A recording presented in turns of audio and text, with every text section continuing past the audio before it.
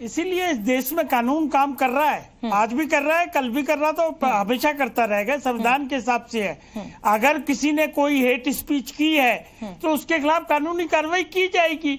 लेकिन अभी शुक्ला जी ने सही बताया कि उनका जो केस विड्रॉ किया गया था 2013 वाला, वो सरकार किसकी सरकार थी, उस सरकार में इनकी हिस्सेदारी थी कि नहीं थी? तो जवाब आएगा हाँ बिल्कुल था। तो ये भी सर्वथा गलत है।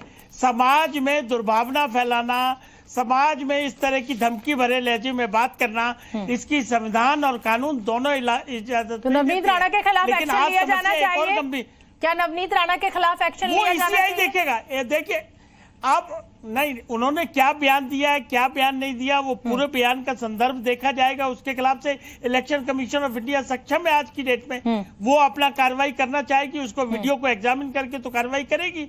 उसमें सरकार का कोई लेना देना नहीं होता। जब चुनाव प्रक्रिया चलती है तो election commission of India is the controlling authority.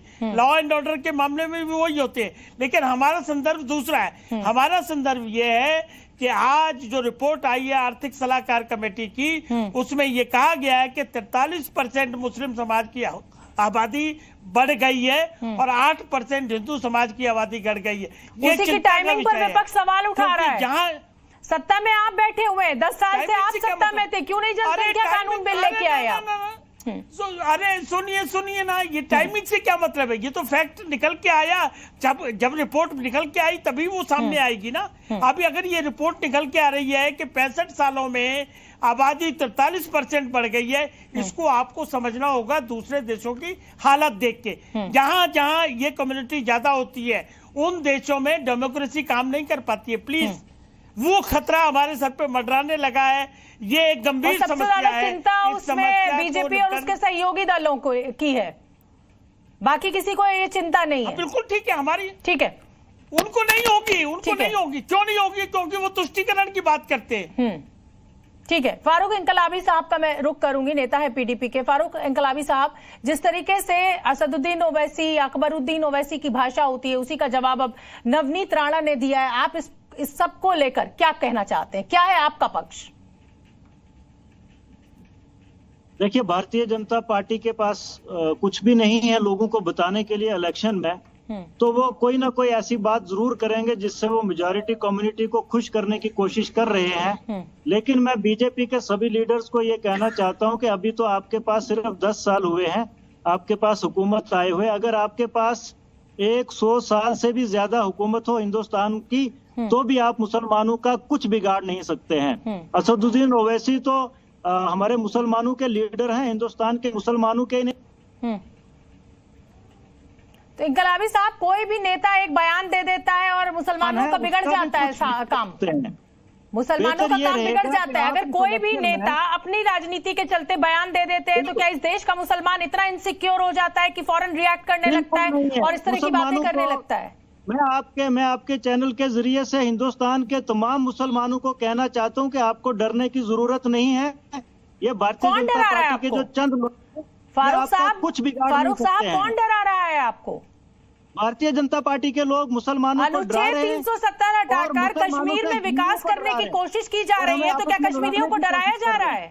Farooq इंकलाबी साहब, जवाब दीजिए मेरी बात का। अनुच्छेद 370 हटाकर अगर सरकार विकास की बात कश्मीर में कर रही है, G20 की बैठक होती है, उसकी बैठक जो है वो कश्मीर में रखी जाती है, तो क्या ये मुसलमानों को डराने की कोशिश की जा रही है? 370 हटने के बाद जम्मू कश्मीर के जो हालात हैं वो सारी दुनिया के सामने है।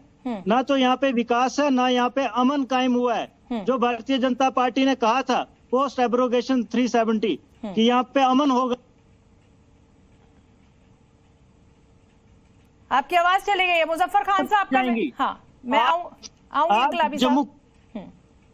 फारूक साहब, आऊंगी आपके पास। मुजफ्फर खान साहब का मैं रुख करूंगी, नेशनल कॉन्फ्रेंस के नेता। मुजफ्फर खान साहब, जो फारूक इंकलाबी को लग रहा है, क्या वही आपको लग रहा है? क्या इस देश में मुसलमानों को डराने की कोशिश हो रही है? क्या मुसलमानों को नहीं डरना चाहिए? क्या इसी सोच पर आपकी पार्टी भी आगे बढ़ रही है, आप भी आगे बढ़ रहे हैं? देखें, फारूक इंकलाबी साहब का अपना नजरिया है। मैं इस पे एक ही बात कहूंगा कि इलेक्शन के दौरान कोई भी पार्टी हो, चाहे वो रूलिंग पार्टी है या कोई दूसरी जो पार्टियां हैं, ये कोई मुद्दा नहीं है कि पॉपुलेशन किसकी बड़ी, और ये डाटा जो निकाला है वो डाटा भी दुरुस्त नहीं है। जो डाटा हमने देखा है उसमें तो मुसलमानों की पॉपुलेशन गिरी है, लेकिन मैं उस बहस में नहीं पढ़ूंगा गिरी या बड़ी। तो ये इलेक्शन में आपको 10 साल के बाद क्यों याद आया?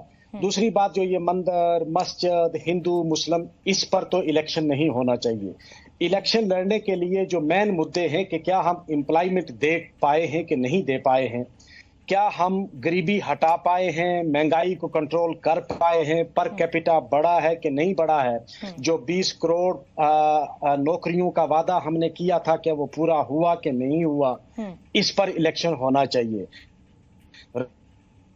लेकिन ये तो आप भी मानेंगे ना फारूक साहब, ओवैसी साहब, मुजफ्फर साहब, सुने ये तो मैं आपकी बात सुन रही ओवैसी कोई मुसलमानों के लीडर नहीं, वो एक पार्टी के लीडर हैं। ये तो आप भी मानेंगे ना कि कितने भी संसाधन क्यों ना हो, कितने भी संसाधन क्यों ना हो, कितना भी विकास क्यों ना कर दिया जाए, अगर जनसंख्या असीमित हो जाएगी तो सब संसाधन कम पड़ जाएंगे, सारा विकास छोटा हो जाएगा। आप कितनी भी ट्रेन चला दीजिए, अगर जनसंख्या ज्यादा है तो क्या ये चिंता आपकी नहीं है?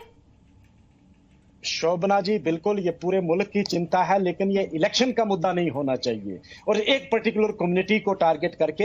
ये आप अगर देखेंगे तो सेक्शन 1 ऑफ द मॉडल जो कोड ऑफ कंडक्ट है उसकी वायलेशन है कि आप एक पर्टिकुलर जाति को, पर्टिकुलर कम्युनिटी को, कोई भी हो, चाहे वो अवैसी साहब हो चाहे वो कोई दूसरा हो, अगर वो किसी पर्टिकुलर कम्युनिटी को निशाना बनाकर इलेक्शन में वोट मांगते हैं तो वो model code of conduct section 1 की वायलेशन है। और इसमें कोई दो राय नहीं, वो किसी भी पार्टी का हो, किसी भी कम्युनिटी का। ओवैसी साहब मुसलमानों के लीडर नहीं, एक पॉलिटिकल पार्टी के लीडर हैं।